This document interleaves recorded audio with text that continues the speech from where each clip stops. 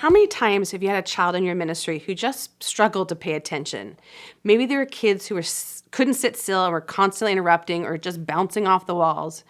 Just know you aren't alone. Children with ADHD are becoming more and more prevalent. Over 6 million children have ADHD, and a large majority of these children have other diagnoses with ADHD.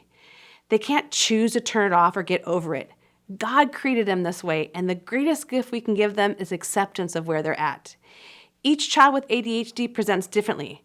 Here are a few tips with things you can do in your ministry to help your kids with ADHD. Number 1, build movement into your lessons. Sitting for 60 minutes going over your lesson, prayer requests, etc. can be really difficult for your kids with ADHD.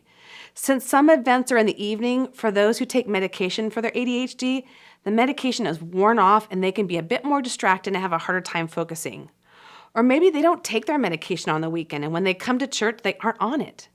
Building in time during the lesson to get up and move. A snack break or incorporating activity in the lesson that reinforces what you're learning through movement, or even a short break in the lesson to play a game will help your kids with ADHD focus a bit better. Number 2, not everyone is an auditory learner. Most kids tend to learn through visual or kinesthetic, which is hands-on learning. Find different ways in your lesson time to teach to all learning types. Take a moment to look at what you're talking about that week and check out different ways you can present it that is in a more visual or kinesthetic way. It's amazing what you can find online to help you with this. Number 3, ask more questions to provoke engagement instead of just doing more talking. When having a child with ADHD engage in the conversation, they're more likely to attend and focus more. ADHD doesn't mean that they can't focus. It just means they tend to focus on more highly preferred things. Allow church to become a highly preferred time for them. Also, here are some things to remember not to say when encountering a child with ADHD in your ministry. Number 1, everyone has a little ADHD. It isn't a big deal. For a lot of kids, having ADHD is a big deal. Don't downplay their struggles, but instead show empathy and compassion when you see them struggling, and don't point out their struggles in front of the group. Maybe during a one-on-one time with a child, ask there's something you can do to support them when they're having a hard time focusing. Number 2, ADHD is too frequently and too quickly diagnosed. We aren't physicians or therapists for our kids, so remember to try to keep our beliefs to ourselves. Loving your kids where they're at is one of the greatest gifts you can give them. Allow them to be who they are, and loving them for that is a gift that will reap so much. Number 3, if you just tried a little harder, you would do better. Every child has been told this at some time. It just isn't true.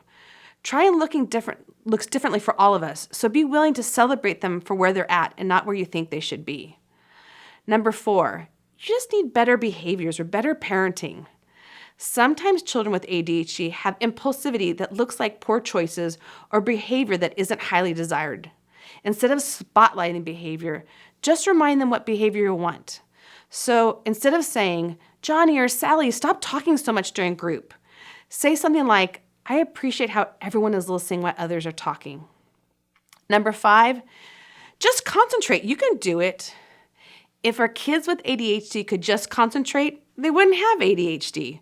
Our kids with ADHD will sometimes get lost in the conversation or lesson we're teaching. It's okay to catch them up really quickly when they're lost, such as, "Johnny, we're talking about grace right now." Nothing in depth, but allowing them to be a part of the conversation. Also, having a handout for our kids with ADHD can be helpful, but you can remind them where they're at in the lesson and they can catch up for themselves as well. Number 6, can't you just sit still? A better question I would have is, why are we sitting for so long? If you have a kid with ADHD in your ministry, allow them time to move around, whether it's something the whole group does together, like engaging in a game, or allowing your kid to stand when needed during a group time. Set some boundaries of what that might look like so it doesn't disrupt the whole group, but maybe just standing up behind their chair for a little bit before they sit back down can be helpful. Come up with a plan together so you can support this child in getting the input they need to better focus and pay attention.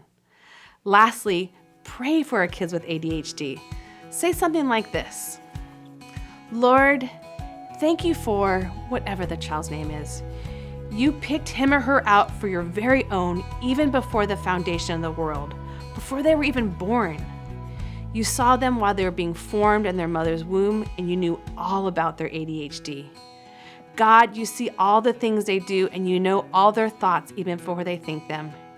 You are with them when their thoughts get jumbled up and their focus is waning. Thank you for them and the wonderful creation they are. May you use me as a vessel to share Christ with them in only the way you can. In his name, amen.